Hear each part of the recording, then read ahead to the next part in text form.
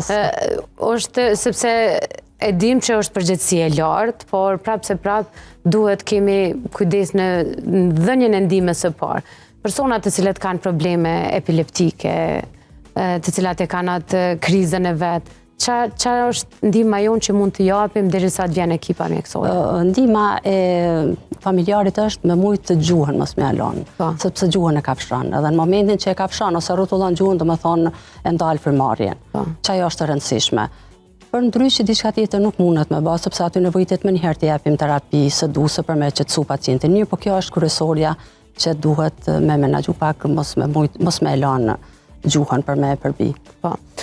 Doktoresh, lartë qofshin këtë raste, por fatkeqësisht kemi mjaftueshëm të rinj për arsye të ndryshme, të cilët kanë marrë substanca të ndryshme, madje edhe ato të cilat nuk konsiderohen as të pishme, edhe që përdoren për shërbime krejtësisht tjera jetësore. Dhe familjarit azëm e ka kuptuar, derisa e sjell pacientin. A duhet t'i japim diçka? Për shembull, kam dëgjuar që i jepet qumsht derisa të vjen spital, ose a ka diçka që ne mund të ndihmojmë pak?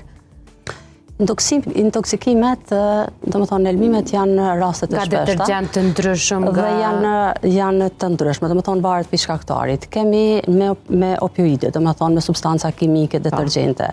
Pastaj kemi me inhalim të monoksidit karbonit, që është më e shpeshta. Pastaj kemi me droga, kemi helmime, domethënë me ushqim të prishur.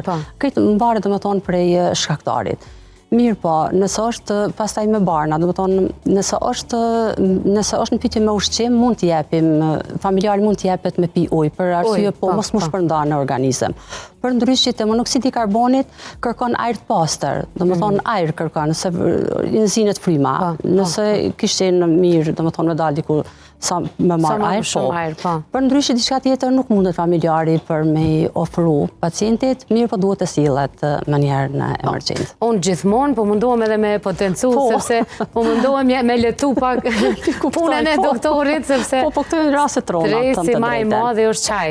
Megjithëse duken ashta minuta, ato për familjarin janë orë të tona, sepse është stres edhe përgjegjësi shumë e lartë. E the edhe vetë pak më herët që edhe aty kur vin, pastaj e shkaktojnë edhe double stresin edhe tek stafi shëndetësor pastaj, sepse është shumë normale, shumë e pritshme. Madje ka të tillë që janë, po e tham në ekstrem, që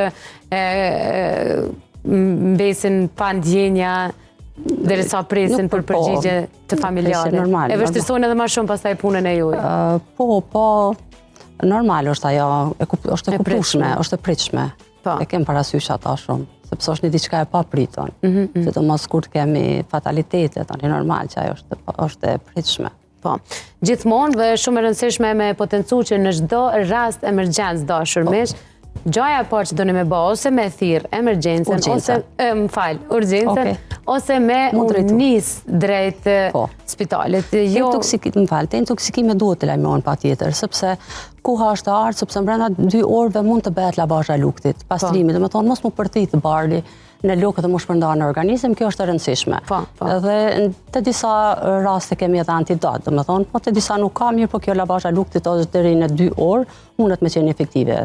Tani mas 2 orëve nuk ka efekt, domethënë shkakton probleme, po prap duhet të vinë në emergjencë sepse duhet të trajtohet për probleme tjera.